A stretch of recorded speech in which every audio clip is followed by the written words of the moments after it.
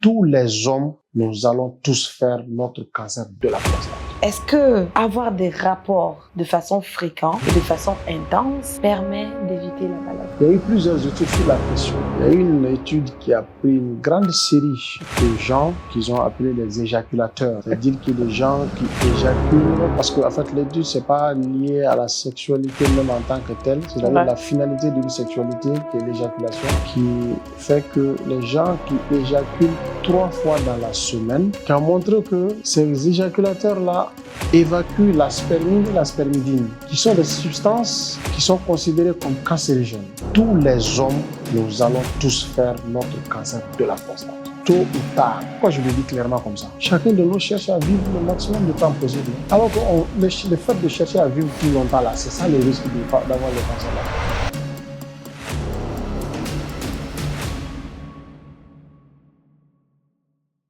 Chères ceinturières, chers ceinturiers, bonjour, bonsoir, ça dépend de l'heure à laquelle vous nous regardez. Et bienvenue encore une fois dans les podcasts Ceinture, l'émission qui parle des sujets de santé que l'on préfère souvent ignorer. Octobre vient de finir, nous espérons que nos ceinturières ont été nombreuses à se faire dépister et nous incitons nos ceinturiers à profiter de ce mois de novembre pour faire pareil.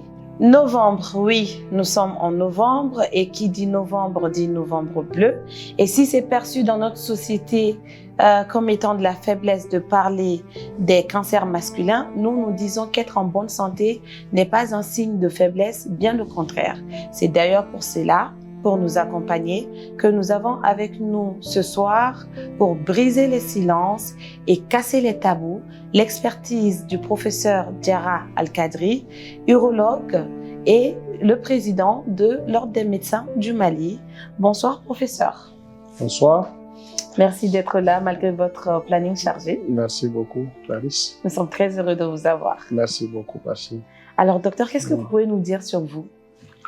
Alors déjà, je dois dire bonsoir ou bonjour à tous ceux qui suivent ce podcast que vous appelez les ceinturiers, les ceinturières. Oui.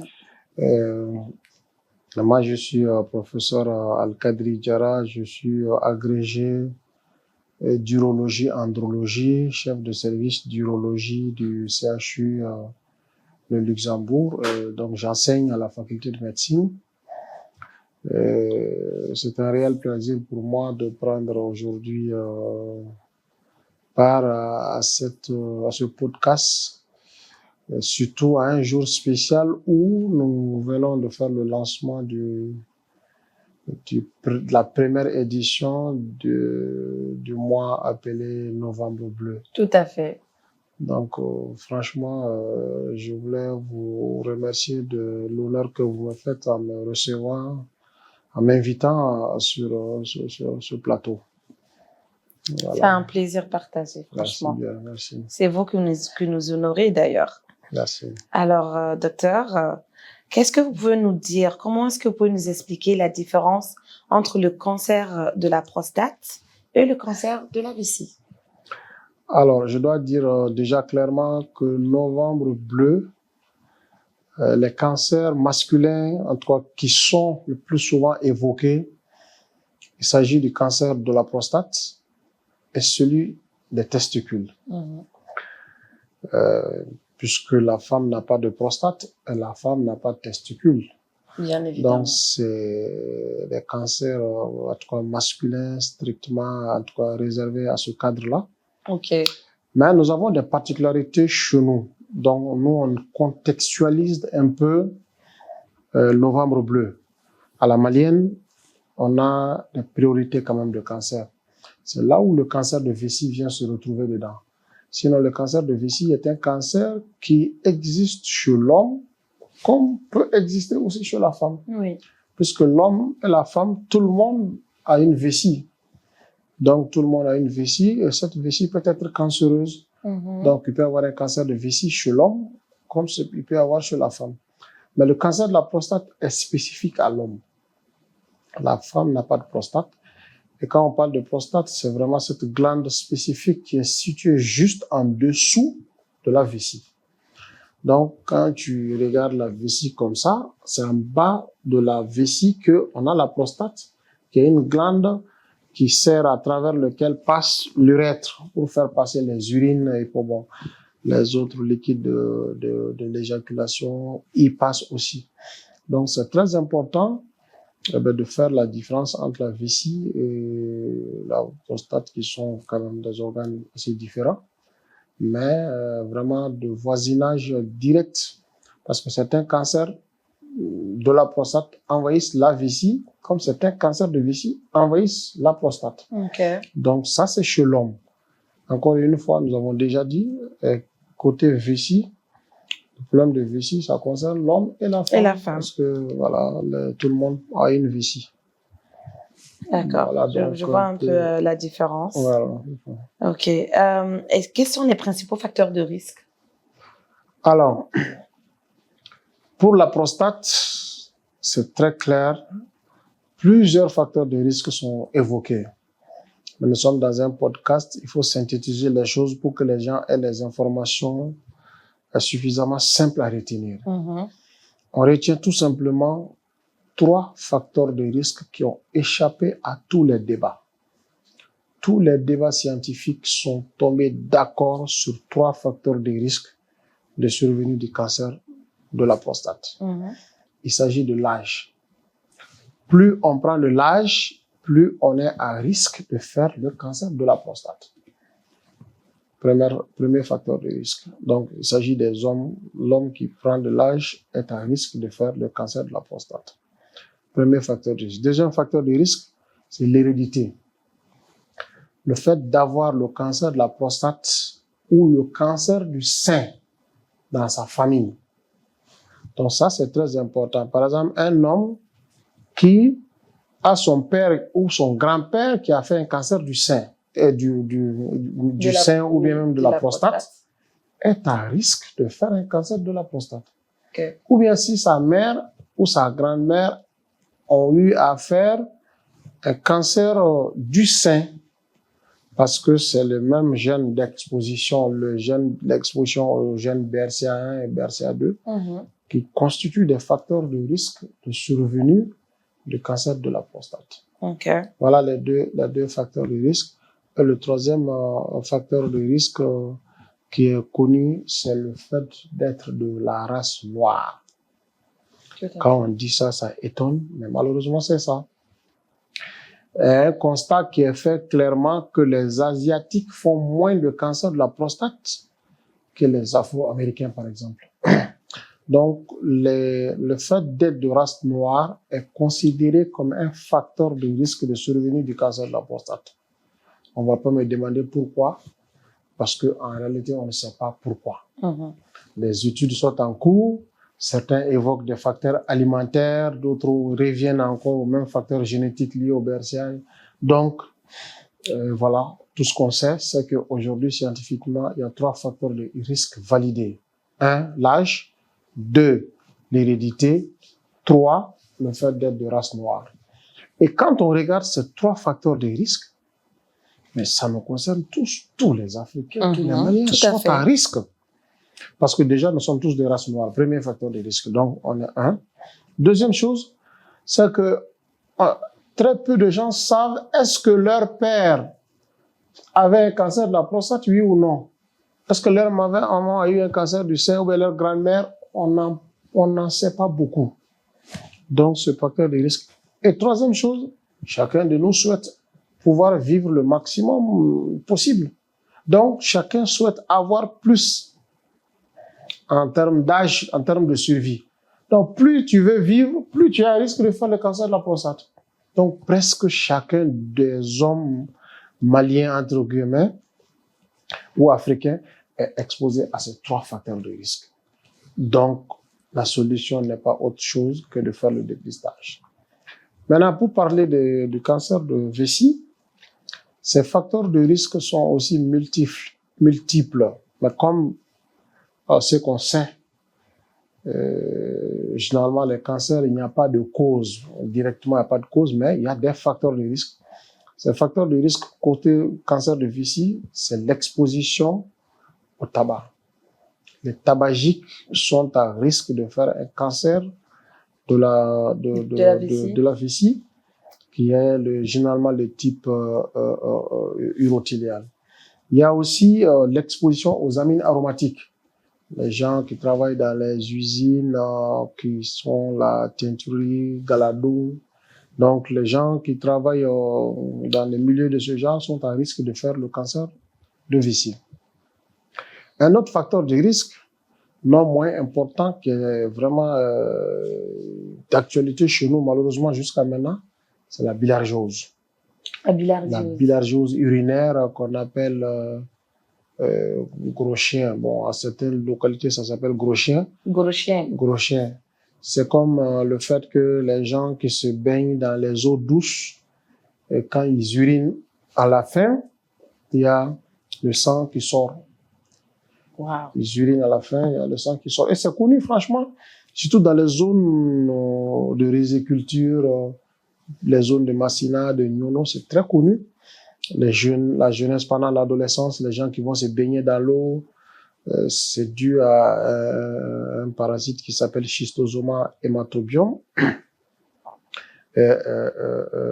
Donc, c'est ce germe-là qui est responsable de la survenue de la bilharziose urinaire. Et cette bilharziose urinaire va sévir au niveau de la vessie et fait que, à la fin de chaque miction, la personne, quand il urine, à la fin, il y a du sang qui sort.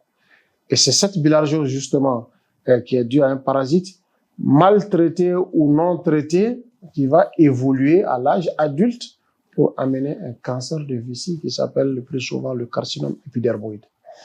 Donc, il y a plusieurs facteurs de risque, mais là aussi, on peut retenir 3 choses. Le tabac, l'exposition aux amines aromatiques et la bilharziose urinaire, qui est un facteur de risque très important parce que c'est vraiment le cas le plus fréquent dans notre pays. C'est compris. Voilà. Ok. Alors, en parlant de cas les plus fréquents, docteur, est-ce que vous pouvez nous dire quels sont les chiffres? Alors, les chiffres, globalement, dans le monde, le premier cancer urologique, c'est le cancer de la prostate. C'est très clair, il n'y a pas de débat là-dessus. Et au Mali, nous en sommes à parce que dans les différents services d'urologie, c'est ça. Et suivi du cancer de vessie. Ok. Comme c'est pourquoi c'est les 2 cancers qui nous amènent à ce podcast. Donc, ces 2 cancers constituent vraiment les 2 principaux cancers urologiques. Et malheureusement, c'est des cancers qui sont surtout la vessie, c'est un cancer assez difficile à traiter. Donc, il vaut mieux dépister tôt, savoir et pouvoir faire face dans les meilleurs délais. Voilà, donc en termes de chiffres, l'un est premier, l'autre est deuxième en termes de fréquence. Donc, on n'a pas une étude générale qui couvre tout le pays, mais il y a des études hospitalières qui prouvent clairement que le cancer de la prostate est en tête de tous les autres cancers urologiques, suivi du cancer de vessie. D'accord. Donc, c'est-à-dire que si je comprends bien, il n'y a pas les chiffres exacts. Ouais, non, il n'y a pas. Mais la fréquence fait dans que... la fréquence hospitalière, dans les hôpitaux, c'est vraiment ces 2 cancers-là qui viennent en tête en urologie. Et quel est le traitement proposé généralement? Alors, le traitement dépend du stade. Parce que ce soit le cancer de la prostate ou le cancer de vessie, on traite après une stadification, d'abord une confirmation. Il faut qu'on se le dise clairement. Le cancer, sa confirmation est toujours histologique. C'est l'examen d'une pièce qui permet de dire avec précision que c'est un cancer, c'est quel stade, et après des examens paracliniques qui vont nous permettre de savoir exactement quel est le stade. Et à chaque stade, il y a un traitement approprié. Donc, souvent, le cancer, avec ses différents stades, si ça vient tôt, le plus souvent, on peut guérir. Ça, c'est très important. Et c'est vraiment ça l'objectif que nous cherchons. c'est de pouvoir guérir du cancer. C'est le slogan que nous avons eu pour ce 1er novembre, cette première édition de Novembre Bleu, en tout cas au plan national. C'est des cancers qu'on peut guérir. Et le cancer de la prostate et le cancer de vessie. Mais il faut les prendre en charge tôt. Voilà. Ok. Alors, vous avez parlé de stade. À quel stade généralement recevez-vous les patients? Alors, il faut le dire franchement, nous recevons tardivement les patients. Mais les quelques cas aussi que nous recevons tôt, on arrive à vraiment les satisfaire. Parce que le plus souvent, si on vient tard, le traitement le plus souvent n'est pas pour guérir. C'est soit des traitements palliatifs pour améliorer l'état clinique du patient, voilà, et puis la qualité de vie, et puis prolonger un peu la survie. Mais quand ça vient à un stade assez précoce où on est capable d'apporter le traitement optimal, franchement, le plus souvent, ça marche très bien et les gens ont une survie assez longue. Et souvent, par exemple, le cancer de vessie, où on est très souvent amené à une chirurgie radicale. Une chirurgie radicale qui veut dire qu'il faut enlever carrément toute la vessie, parce que la vessie, elle est cancéreuse. Donc, si une vessie qui est cancéreuse, il faut l'enlever carrément. Et puis, remplacer par une nouvelle vessie qui est fabriquée à partir des intestins. Donc, c'est une grande chirurgie qui peut prendre 8 heures de temps. Wow. Que nous réalisons. Wow. Et vraiment, c'est voilà, un des gestes les plus lourds en urologie, mais qu'il nous faut faire parce qu'il y a des indications, les gens sont malades, et c'est ça le traitement approprié. Et maintenant, avant ce stade-là, il y a d'autres qui peuvent nécessiter une chimiothérapie à faire avant. Et donc, il y a plusieurs moyens de traitement, que ce soit la chimiothérapie, la radiothérapie, pour les deux cancers-là. On leur place, mais la chirurgie, elle est vraiment le traitement qui peut les guérir de façon formelle. D'accord. Voilà. Alors, en parlant de ça, quel est le coût moyen pour un dépistage? Le coût moyen.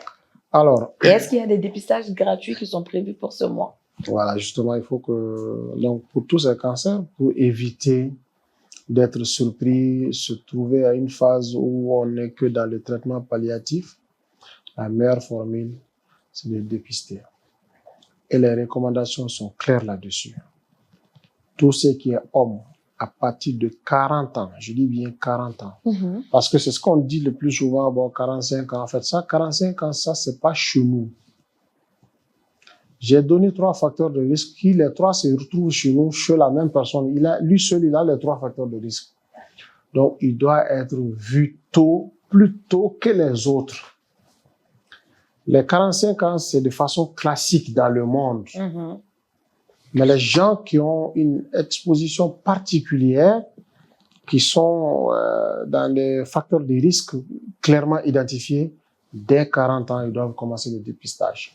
Et ce dépistage se fait par un dosage du PSA et un toucher rectal pour le cancer de la prostate. Donc, en clair. Les deux ensemble ou on peut faire un et puis laisser l'autre? Non, on fait les deux ensemble. Vous faites l'analyse de sang qui s'appelle le PSA. C'est une petite analyse de sang qui ne prend pas du temps, vous avez les résultats. Et puis un toucher rectal. Un toucher rectal, c'est l'urologue qui le fait. Donc, en clair, tout homme à partir de 40 ans est égal à une consultation d'urologie chaque année. C'est ça vraiment le message clé qui doit être accompagné, écrit en français facile. Vous voulez un bon dépistage, c'est égal à une consultation d'urologie chaque année chez tout homme à partir de 40 ans.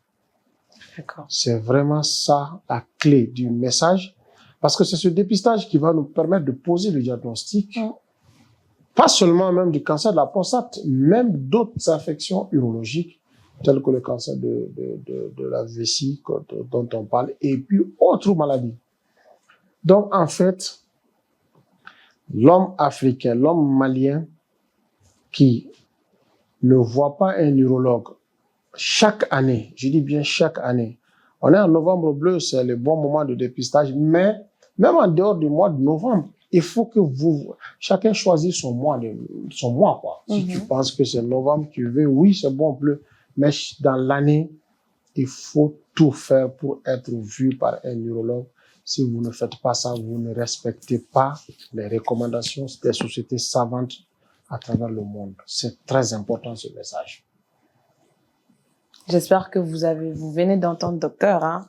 J'espère que vous allez commencer à adopter le dépistage précoce maintenant. C'est ça. La ceinturier surtout. Docteur, comme je vous avais demandé, est-ce que durant ce mois, il y aura des dépistages gratuits? Oui. Ce mois, par exemple, hier, nous, on a passé toute la journée au Luxembourg, c'était dans le dépistage gratuit. Et même en dehors de la gratuité du dépistage, bon, c'est la consultation d'urologie. Nous, on peut offrir ça, c'est gratuit. Okay. Et pendant tout ce mois de novembre, dans presque tous les services d'urologie, Angers, Gabriel Touré, Luxembourg, vous venez pour le dépistage, on va le faire. Okay. Il n'y a aucun problème. Mais il y a un autre aspect. Ce qu'on va demander, on va faire au moins 2 choses. Un toucher rectal que l'urologue peut faire, c'est gratuit, il n'y a pas de problème, on peut faire ça. Mais l'analyse de sang, qui est le PSA, il va falloir que, pour l'instant, on n'a pas eu de partenaire, puisque nous sommes à la première édition. Nous pensons que dans les éditions prochaines, on va pouvoir même faire les tests de PSA gratuitement. Donc, pour l'instant, dans le cadre de Novembre Bleu, je crois qu'il y a des activités même qui sont en cours, avec la campagne, avec la clinique mobile. Ça rentre carrément dans le cadre de la gratuité. Et donc, et voilà, c'est vraiment ça le message essentiel. D'accord. Quels sont les signes qui doivent alerter? Alors, il faut dire clairement, le cancer de la prostate a très peu de signes. Wow. C'est ça la difficulté de ce cancer. Quand le cancer de la prostate commence à s'exprimer, le plus souvent, c'est à un stade avancé.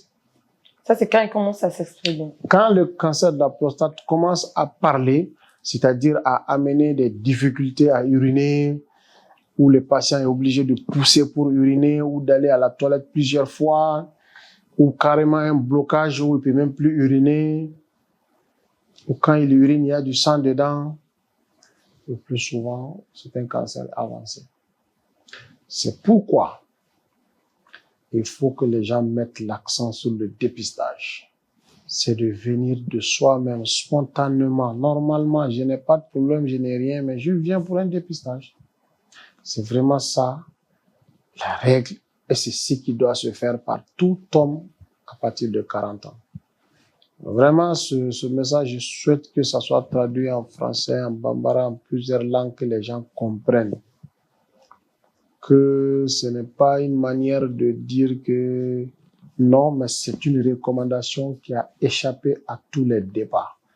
Les scientifiques français, américains, lusophones, de toutes les langues, toutes les sociétés savantes sont d'accord sur ça.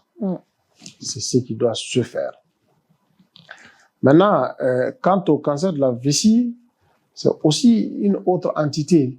C'est vrai que sa fréquence n'est pas comme le cancer de la prostate, mais il y a certaines expositions. Quand on est exposé à ça, on doit faire le même suivi que pour quelqu'un qui est aussi dans les facteurs de risque de cancer de la prostate.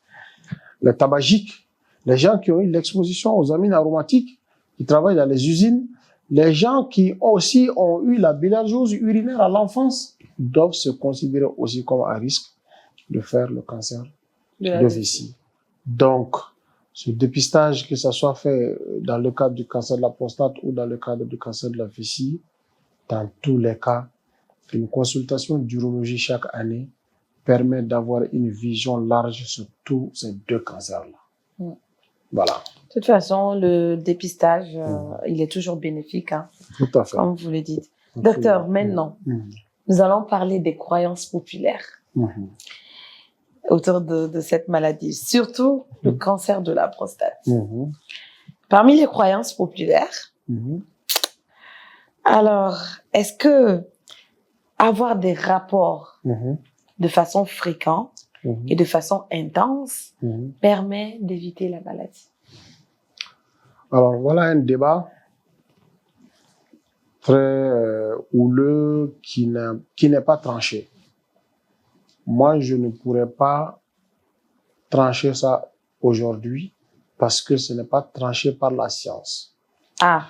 Je ne sors pas en dehors des études scientifiques. Il y a eu plusieurs études sur la question. Il y a eu une étude qui a pris une grande série de gens qu'ils ont appelés les éjaculateurs. C'est-à-dire qu'il y a des gens qui éjaculent, parce que en fait, l'étude, c'est pas lié à la sexualité même en tant que telle, c'est-à-dire la finalité d'une sexualité qui est l'éjaculation, qui fait que les gens qui éjaculent 3 fois dans la semaine, une grande série, qui a montré que ces éjaculateurs-là évacuent la spermine et la spermidine, qui sont des substances qui sont considérées comme cancérigènes. Alors, donc, le fait d'éjaculer chaque fois, ils évacuent la spermine et la spermidine. Okay. Et ce qui fait qu'ils sont considérés comme à moins, en fait, ils évacuent des substances qui les permettaient, qui normalement, lorsqu'ils restaient, pouvaient être des facteurs de survenue du cancer de la prostate. Par contre, une autre équipe s'est intéressée à des gens qui éjaculaient moins. Au finish, quand on fait la comparaison entre les deux séries, la différence n'était pas une différence significative. Chacun raisonne de sa manière. Jusqu'à maintenant, vous allez trouver des scientifiques qui vont vous dire qu'il faut beaucoup éjaculer pour éviter la survenue d'un cancer de la prostate. Mais par contre, il y a aussi des grands éjaculateurs qui font aussi le cancer de la prostate. Puisque les facteurs de risque que nous avons déterminés là, on n'a pas parlé de sexualité. Vous avez vu? On a dit l'âge, le fait d'être de race noire et le fait d'avoir le cancer de la prostate dans sa famille. Voilà les 3 facteurs de risque qui ont échappé à tout débat. Là, il n'y a aucun débat, tout le monde est d'accord sur ces 3. Mais tout le reste là, c'est des débats de positionnement. Les gens qui aiment beaucoup de sexualité vont vous dire qu'il faut faire beaucoup de sexualité, ça va diminuer le risque de survenue du cancer de la prostate. C'est leur conception, c'est leur croyance, on le respecte. Donc, vraiment, c'est un sujet, un débat qui n'est pas tranché. Les 2 points de vue sont respectés dans la science. D'accord. Celui qui a une croyance qui explique, comme je l'ai dit, les grands éjaculateurs, leur explication, c'est que la spermine et la spermidine sont 2 substances qui sont considérées comme cancérigènes, qui sont évacuées. Bon, certains expliquent aussi que la spermine et la spermidine ne sont pas aussi que les seules substances, même s'ils sont évacués. Certains font le cancer, même s'ils sont des grands éjaculateurs. Donc, c'est un débat qui n'est pas tranché. Et pour moi, ça ne devrait pas faire l'objet, de sujets de polémique. Chacun fait ce qu'il veut. Celui qui veut, il peut éjaculer chaque fois comme il veut. Celui qui veut, il n'éjacule pas. Mais ce qui est évident, les facteurs de risque clairement identifiés pour la survenue du cancer de la prostate, ça ne fait pas partie. D'accord. Parce que vous savez, ces croyances-là peuvent retarder le dépistage. Les gens y croient tellement que... Voilà. Est-ce que vous-même, vous avez des croyances populaires dangereuses que vous voulez déconstruire à travers ce podcast? À travers ce podcast, moi, j'ai envie que les gens arrêtent de se mettre dans certains débats et prendre certaines postures, dans certaines croyances sans rencontrer les spécialistes. Il est très important que les gens mettent dans leur habitude de rencontrer les spécialistes des questions. C'est très important parce que aujourd'hui, les réseaux sociaux ont tendance à faire croire aux gens qui sont des savants, que la société même est horizontale, quoi. Alors que c'est faux. tout est vertical. Ça veut dire quoi? Dans votre émission, c'est vous qui maîtrisez votre podcast. Quand je viens chez vous, moi, je reste sous vos ordres. Faites ça, ne faites pas ça. Ça, c'est votre domaine. Quand vous vous déplacez, vous allez dans ma consultation, vous m'écoutez. C'est moi qui vous dis, faites ça, ne faites pas ça, faites ça. Chacun doit commander sur son terrain de maîtrise, c'est-à-dire sa spécialité, son domaine. Et ça, il faut qu'on le comprenne de façon claire. C'est ça la verticalité de la société. Chacun doit accepter de subir les instructions données par le spécialiste dans sa matière. C'est pas parce que j'ai droit à Google, j'ai Internet, j'ai le forfait, que je peux me permettre de regarder quelques vidéos, de télécharger quelques trucs et de venir croire que je suis spécialiste de la question. Non. Donc, ce message est très important. C'est pas parce que chacun a un smartphone qui fait que chacun a le droit de se permettre de faire des podcasts, par exemple, de se permettre de s'ériger en journaliste non. C'est des formations préalables qu'il faut avoir, des qualifications qui vont vous permettre d'acquérir cette compétence-là. Et en ce moment-là, vous devenez une référence à la matière et c'est vous qui faites ça. Mais c'est parce que on a un smartphone, on a un truc, chacun se permet de juger, de prendre son téléphone, de faire des vidéos, d'interpréter, de jeter de l'opprobre souvent sur des professionnels aguerris sur certaines questions sans pouvoir même les demander, les approcher, les poser la question. Ah, je n'ai pas compris ça. Comment on fait ça? Qu'est-ce qui s'explique ça? Ça, c'est le grand mal de notre société. Et ce problème existe dans la médecine, dans la profession médicale. Nous souffrons de ça. Paf, paf, quelqu'un n'a pas compris quelque chose, au lieu d'aller demander le médecin spécialiste, de lui poser la question, j'ai pas compris ça, non, il prend son téléphone, à TikTok, j'ai dit, on a fait ça, je suis parti ici, on m'a fait ça, faut qu'on arrête ça. Oui, moi-même, j'étais beaucoup dans ça. Il faut arrêter ça. Okay. Ça vous expose à des problèmes. Nous sommes très récemment, nous venons de finir un procès dans ça. Il y a une dame qui a été condamnée pour des affaires de ce genre. Donc, il faut que les gens arrête ces questions-là. C'est pas parce qu'on a droit à un smartphone, qu'on a une connexion, on a un forfait, qu'on se permet de se prononcer sur toutes les questions. D'accord. Laisser les questions spécialisées aux spécialistes. Et quand ils vont parler, il faut respecter leur... C'est ça, je vais dire, par la verticalité de la société. C'est bien compris. À part le dépistage, docteur, quelles sont les mesures préventives concrètes propres à nos réalités que vous conseillerez aux hommes afin qu'ils se protègent au maximum contre cette maladie? Bon, ces mesures sont spécialisées parce que ça se fait par le spécialiste et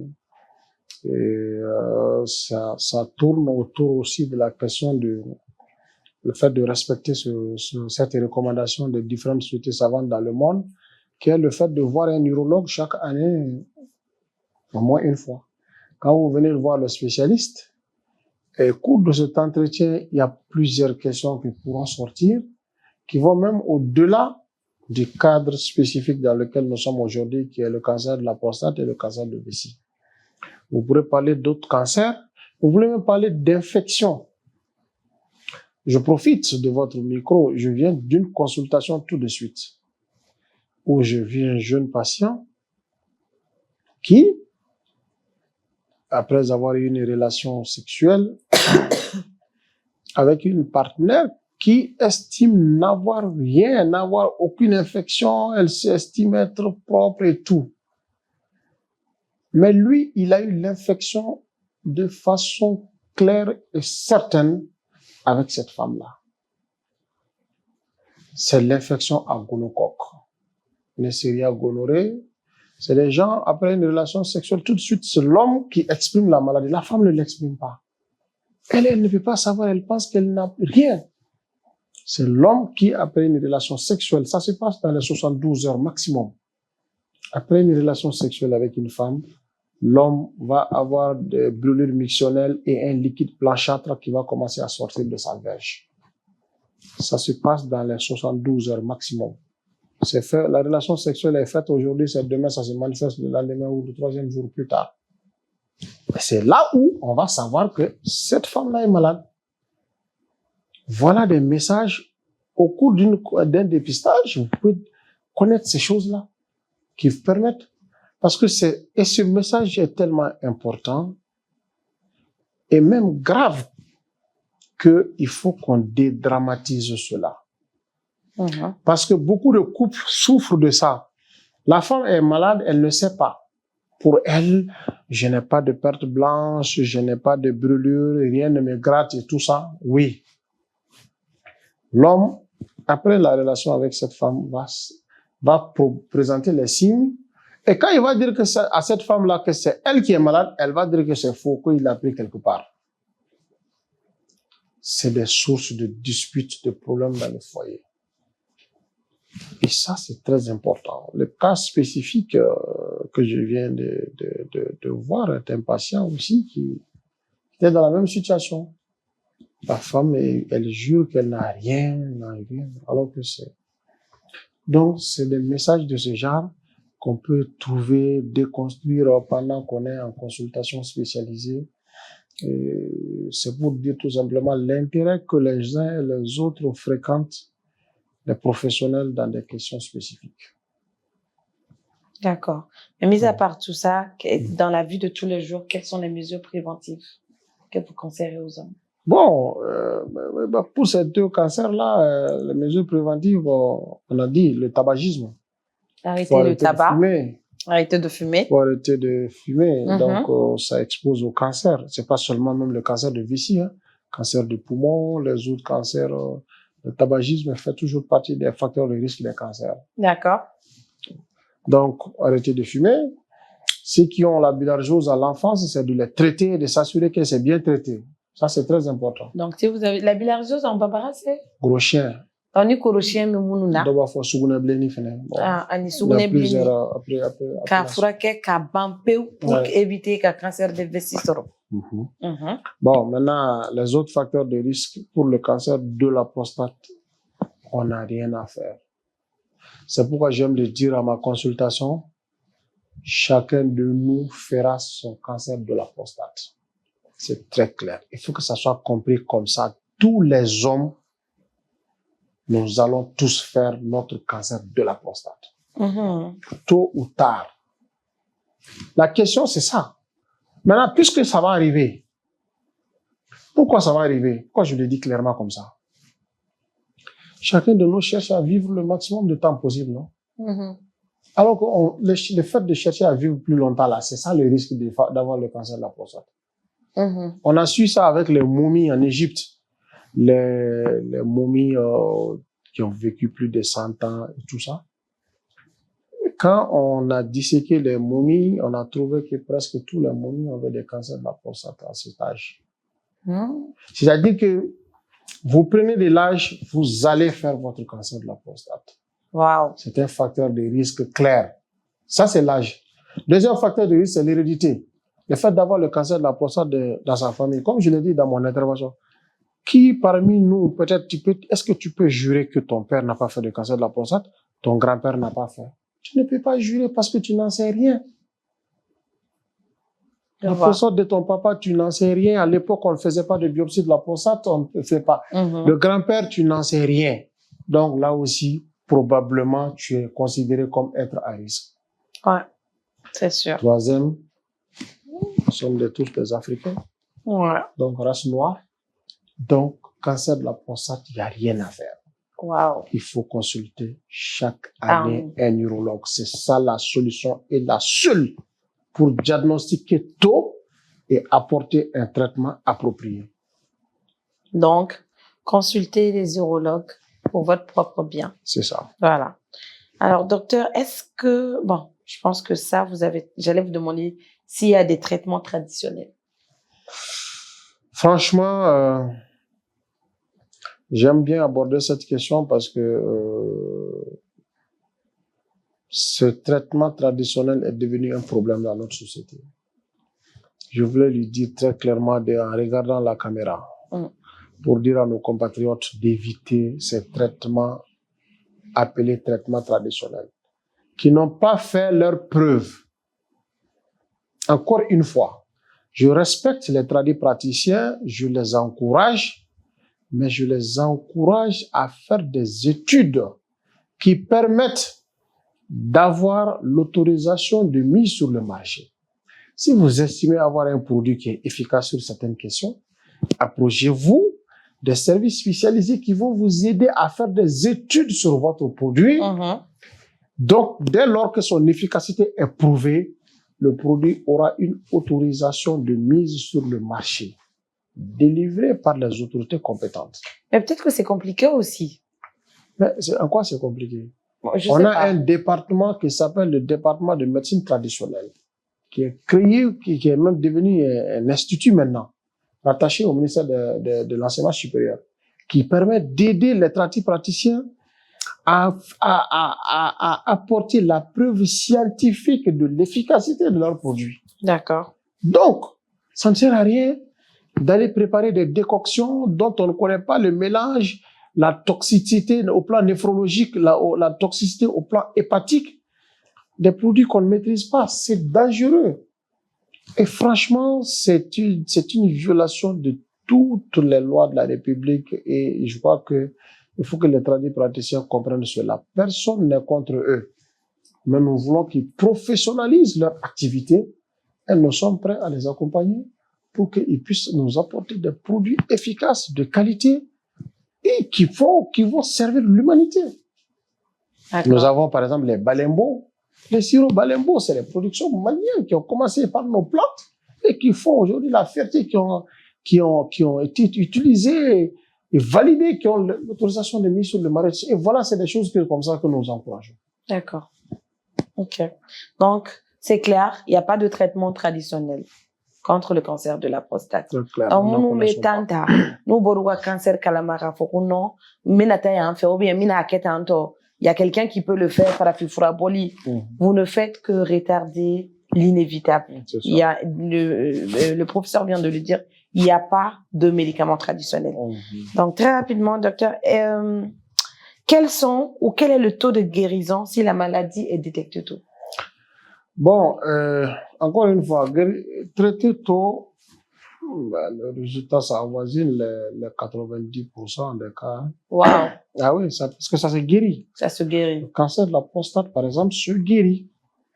On en a quelques cas, moi j'ai quelques séries de prostatectomie radicale parce que c'est ça aussi quand le cancer de la prostate est connu tôt, localisé à la prostate, on peut faire une prostatectomie radicale, c'est-à-dire opérer, enlever toute la prostate, les vésicules séminales, faire le curage ganglionnaire. Et puis la personne, il est guéri de la maladie. La personne vit normalement. C'est ça. D'accord. Et il y a des suivis après 5 ans. Sans récidive, les gens sont considérés comme déclarés guéris. Et nous avons des séries dans ça. Et aussi le cancer de la prostate, le cancer de vessie, c'est aussi le même cadre avec des traitements souvent dont les gestes sont souvent forts quand même, parce que c'est des chirurgies mutilantes. Mais aussi il y a la radiothérapie qui existe dans le cancer de la prostate. Cancer de la prostate localisé, la radiothérapie aussi permet de faire la guérison. Mais le problème de ça, c'est que la radiothérapie, en tout cas dans le contexte malien, nous, on ne l'apprécie pas beaucoup parce que les doses demandées et les fréquences, souvent, avec les différentes pannes qui existent, les gens peuvent rater des séances et ça ne permet pas de donner un bon résultat. Bon, les radiothérapeutes eux-mêmes pourront mieux expliquer tout ça après. Et donc, mais ce qui est clair, c'est validé, c'est que la radiothérapie est bien sûr un traitement aussi qui peut guérir le cancer de la prostate à certains stades. D'accord. Voilà. Okay. Professeur, pour le malien lambda qui veut se faire dépister aujourd'hui, quelle que soit sa position, par où devrait-il commencer? Dépistage spécifique, cancer de la prostate, cancer de vessie, et voir un urologue. Et aujourd'hui, les urologues sont presque sur toute l'étendue du territoire national. En tout cas, dans les hôpitaux de région, presque dans tous les hôpitaux de région, il y a au moins un urologue. Même dans certains cercles, il y a des urologues. Et aujourd'hui, Bamako, on en a un peu partout, hein, les grands CSRF. Tous les CSRF, il y a des urologues, les hôpitaux, il y en a un peu partout, même les cliniques. Donc, mais il faut qu'on sache que c'est vraiment une consultation spécialisée et c'est le chirurgien urologue qui doit le faire. Vous avez même une association? On a une association, l'association malienne d'urologie, donc dont le président est le professeur Mohamed Lamine Diakité. Donc voilà, et tous les membres, des autres membres du bureau, donc voilà. Je vois. Alors, comment peut-on aider les hommes à plus parler de ces sujets et à avoir moins honte d'en parler parce que ils ont honte d'en parler? Bon, c'est des émissions de ce genre que vous appelez podcast, et puis qu'on multiplie les plateaux, les communications sur les différents plateaux. J'étais tout à l'heure au lancement de la première édition. C'est ce que Madame le ministre disait tout de suite. Elle nous disait qu'il faut qu'on multiplie les interventions, les sorties pendant ce mois pour dédramatiser ces cancers-là. Il faut qu'on explique aux gens quel est l'impact de ce cancer-là sur la survie, le danger que ce cancer peut faire, comment l'éviter, comment on traite tout ça. Donc, vraiment, elle nous a motivés à multiplier les créneaux. C'est pourquoi, après l'émission, le lancement directement, je suis venu ici. Et tout ce mois, ça va continuer. On va sensibiliser, on va continuer les différents plateaux, que ce soit les émissions de ce genre, les podcasts, les plateaux de télévision, que ce soit la radio. Et déjà, du début du mois maintenant, moi, je suis à ma deuxième intervention sur les différents médias et vraiment, et d'autres aussi continuent à plusieurs niveaux. Voilà un peu ce que je voulais dire sur cette question. D'accord. Alors, professeur, de quoi la médecine malienne a-t-elle besoin exactement aujourd'hui pour pouvoir avancer dans le traitement et la gestion du diagnostic? Alors, ça c'est en termes de besoins. Franchement, la médecine malienne a besoin de beaucoup de choses. Aujourd'hui, il faut beaucoup d'infrastructures. Mais les infrastructures seules, ça ne suffit pas. Bon, hier, le chef de l'État a lancé les projets de construction de 15 hôpitaux. C'est un projet que nous saluons et nous prions pour que vraiment ces projets-là puissent voir le jour très rapidement. Parce qu'il y a eu beaucoup de projets qui sont lancés dans les pays, mais souvent, ça ne voit pas le jour. Et donc, nous prions pour qu'au moins cette fois-ci, ce qui est lancé là, pour que vraiment ça puisse être une réalité. Et maintenant, après les infrastructures, il y a les ressources humaines. Et ces ressources humaines, en tout cas sur la question spécifique dans laquelle nous sommes, c'est les urologues. Il faut recruter beaucoup d'urologues. Nous avons une association malienne d'urologie, on a moins de 100 urologues. On a un DES, nous formons des étudiants. Mais il faut dire aussi qu'il y a un besoin criard de lieux de formation. Aujourd'hui, en fait, tout va ensemble, quoi. Aujourd'hui, il faut créer d'autres facultés au Mali, d'autres facultés de médecine. D'accord. Qui vont nous permettre de former des étudiants en médecine à d'autres niveaux. Okay. La seule faculté de médecine est basée à Bamako. Nous avons des compatriotes à Mopti, Sikasso, Sébou, qui devraient avoir leur université, recruter des enseignants à ces différents niveaux-là et faire en sorte que la formation puisse être délocalisée, dédramatisée. C'est comme ça qu'on peut envahir notre pays. Le pays est très vaste, il faut qu'on quitte Bamako, qu'on décentralise vraiment décentraliser les choses et faire en sorte que chaque région puisse se développer avec ses enseignants dans les différentes spécialités. En tout cas, le cas spécifique dans lequel nous sommes aujourd'hui est le cancer de la prostate qui concerne l'urologie. Donc, faire en sorte qu'on puisse former des urologues, des enseignants d'urologie dans les régions et avoir les différentes chaires d'urologie au niveau de ces différentes facultés qui vont être créées. Et je crois que c'est ce qui va permettre de dédramatiser cette question, de déconstruire beaucoup de préjugés, beaucoup d'appréhensions négatives que nos compatriotes ont. Et surtout les doutes. C'est ça, les doutes aussi, ça permet de lever beaucoup de doutes. Donc, ça fait beaucoup de moyens. Oui, bon, facile, on va dire que c'est facile de dire que de faire. Bon. Mais bon, je crois que les autorités, ils nous attendent et ils pourront prendre les autorités. Elles nous attendent, elles pourront aller dans ce sens pour franchement faire en sorte que nous puissions avancer. Ok. Professeur, nous arrivons au terme de ce podcast. Nous avons fait le tour. Maintenant, ce que j'aimerais vous demander, si vous avez un message à faire passer déjà à nos ceinturiers qui sont en train de se battre pour leur vie en ce moment contre le cancer de la prostate, qu'est-ce que ça serait? Et aussi, si vous pouvez lancer un message fort, vous avez lancé beaucoup de messages. Ouais. Vous avez vraiment sensibilisé et parlé de la prévention dans tous ses aspects. Mais si vous avez un message personnel, un message au-delà, on va dire, de l'aspect médical, l'aspect technique, à lancer aux Maliens et surtout aux femmes, parce que les femmes peuvent, inciter les hommes à prendre en main leur santé. Qu'est-ce que serait ce message? Alors, comme on le dit chez nous, kuma kelen fɔ ko tan ka fisa ni kuma sidɔnbali kuma kelen fɔ ko tan o ka fisa kuma tan mun ti kelen ye quoi. Ça, il vaut mieux dire un seul message une fois que de dire plusieurs messages et peut-être une fois. Je répète et je vais encore répéter 3 fois. La seule affirmation ou certitude ou recommandation claire de toutes les sociétés savantes est que tout homme à partir de 40 ans dans notre contexte est égal à une consultation d'urologie chaque année. Si on retient ça ce soir, c'est l'essentiel.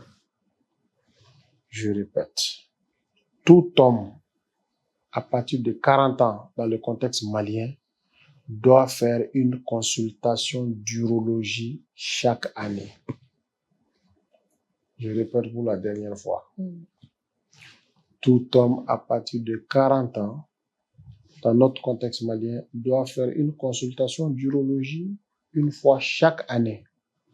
Et cette femme-là qui nous écoute, cette ceinturière qui nous écoute, le ceinturier n'est pas en ligne, vous devez lui dire, ou bien si vous n'avez pas à lui dire, déplacez-vous, allez lui dire que lui là, il doit faire une consultation chaque année. Et surveillez-lui, veillez, demandez-lui, est-ce que vous avez vu votre urologue cette année-là? S'il n'a pas fait, faites en sorte qu'il puisse le suivre. Parce que s'il ne fait pas, qu'est-ce qui va se passer? Vous, ceinturière, qui m'écoutez, s'il ne fait pas sa consultation d'urologie, il va perdre sa fonction sexuelle. Il va perdre la fonction urinaire. Conséquence, vous allez vous trouver dans des problèmes. Un couple où la sexualité ne marche pas est un couple qui va affronter forcément des difficultés. Tout à fait. Et quand les difficultés arrivent, ça peut aller jusqu'au divorce. Donc, pour maintenir votre sexualité épanouie dans le couple, c'est l'urologie. Oui. C'est pour l'occasion, je définis même c'est quoi l'urologie.